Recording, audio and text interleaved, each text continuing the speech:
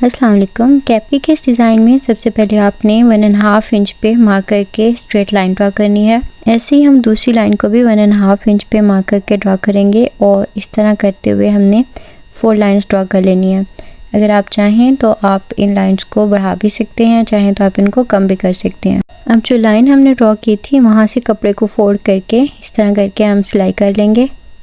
Lines मैंने इसलिए draw की थी ताकि एक तो लाइन हमारी स्ट्रेट रहेगी और दूसरा जब हम एक सिलाई लगा लेते हैं तो उसके बाद दूसरी सिलाई कितने डिस्टेंस पे हमने स्टार्ट करनी है इस पे हमें थोड़ी सी कंफ्यूजिंग रहती है और फिर हमारा टाइम जो है बहुत वेस्ट होता है। तो इस सब से बचने के लिए बेहतर है कि हम पहले ही सारी लाइंस को कितने डिस्टेंस पे हमने एक प्लेट डालनी है तो उस पर हम मेजर करके अच्छे से तो पहले अगर लाइंस लगा लेंगे तो काम हमारा बहुत आसान हो जाएगा। फोल्डिंग करके सिलाई करने में हमने मार्जिन कितना रखना है ये सारा आप पे डिपेंड करता है। आप चाहें तो इसको कम या ज़्यादा कर सकती हैं। इसके बाद मैं उरेप शेप में कपड़ा लूँगी, यानी स्ट्रेट नहीं रखूँगी कपड़े को बल्कि उरेप लेके उस पर 1 इंच पे मार्क करके लाइंस ड्रॉ करेंगे। सबसे पहले इस तरह का फैब्रिक हम लूप्स बनाने के लिए लेते हैं तो इसलिए 1 इंच पे मैंने मार्क करके पहले लाइंस ड्रॉ कर ली थी और अब मैं उनकी कटिंग कर लूँगी। लूप्स बनाने की एवरेज 1 इंच ही होती है, लेकिन अगर आप चाहें तो इसको कम या ज़्यादा भी कर सकती हैं। लेकिन अगर आप बारीक लूप्स रखेंगी तो उसमें जो है वो डिज़ाइनिंग अच्छी नहीं बनेगी आपकी, और अगर आप इनकी शेप ज़्यादा मोटी कर देंगी तब भी आपकी डिज़ाइनिंग में नीटनेस नहीं आएगी।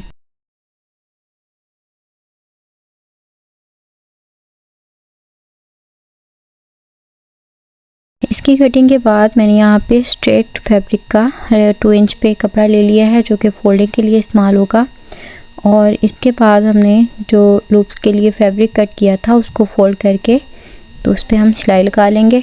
इसके लिए आप फैब्रिक को जितना ज़्यादा खींच के रखेंगे आपके लूप्स उतने ही नीट और उतने ही ईजिली बनेंगे।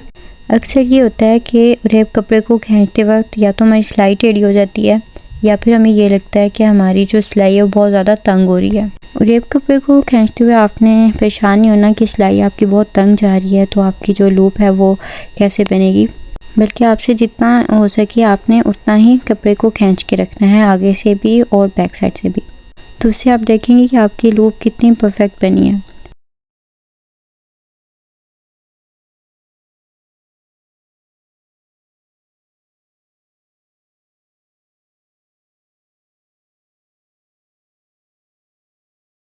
इसकी सिलाई के बाद जब आपने इसको सीधा करना है तो स्टार्टिंग वाली जगह से आपने इसको कट कर देना है ताकि आप जब भी इसको बैकवर्ड लेके जाएंगी तो वहाँ से जो फैब्रिक है वो हमारा इजीली बाहर निकल सके।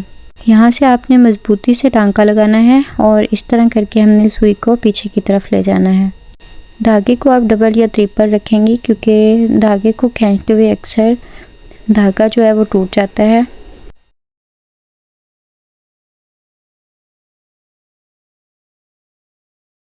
फैब्रिक की एक साइड को आप हल्के हाथों से पकड़ के रखेंगी और दूसरे हाथ से आपने बहुत स्मूथली धागे को खींचना है और इस तरह करते हुए आपने अपनी लूप रेडी कर लेनी है।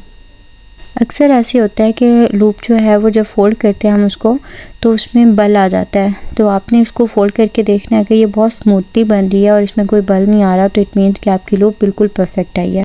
इसके बाद मैंने एक लूप को 2.5 इंचेस पे कट किया है और दूसरी लूप को 2 इंचेस पे, और इसी नाप पे हमने बाकी की कटिंग कंप्लीट कर लेनी है।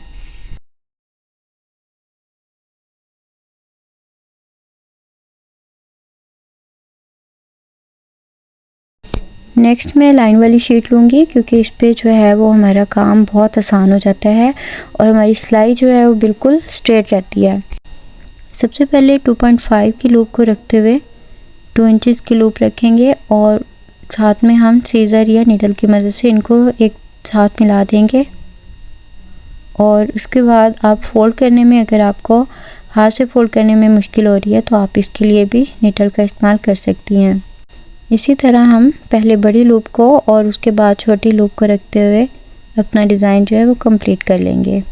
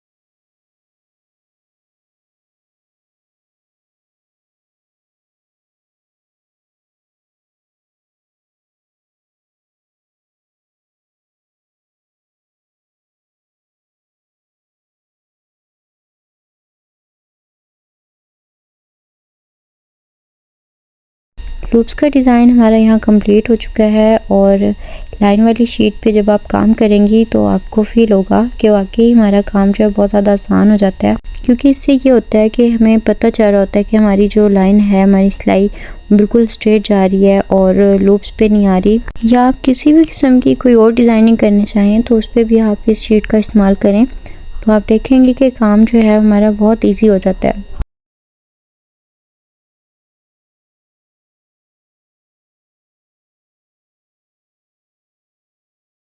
तो यहाँ पे हमारा जो डिज़ाइनिंग है वो हमारे ट्राउज़र के साथ अटैच हो गई है। इसके बाद हमने एक्स्ट्रा शीट को निकाल लेना है।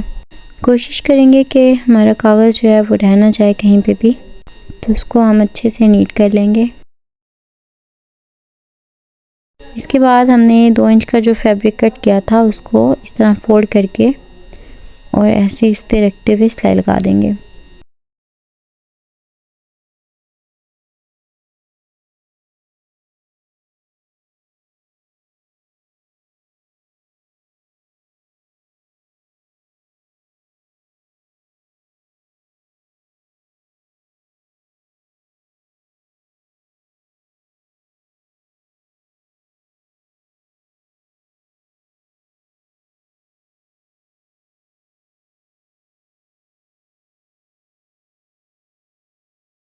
इस तरह हमारी कोई भी एक्स्ट्रा सिलाई या धागे जो हैं वो नज़र नहीं आएंगे और इसके बाद हमने फोल्ड करते हुए इस पर तुरपाई कर लेनी है।